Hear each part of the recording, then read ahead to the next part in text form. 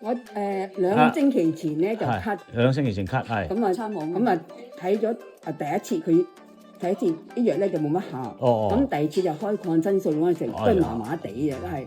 咁後尾即係第3次去睇咧，佢就即係我因為我咧就哮喘底啊。係啊。如果一咳咧條氣咧就有少少唔順嘅。會。咁咧佢就第3次嗰陣時咧就咧。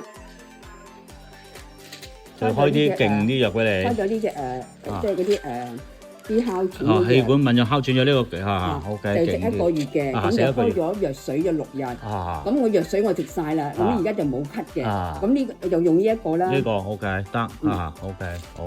咁咧而家就冇咳噶啦，但係而家咧就係咧即係口好乾啊。口好乾。同埋咧有陣時咧有啲氣咁頂上嚟咧，你想咳咁樣嘅，同埋咧喉嚨成日好似有啲痰上唔落咁樣嘅，好，就係咁啦。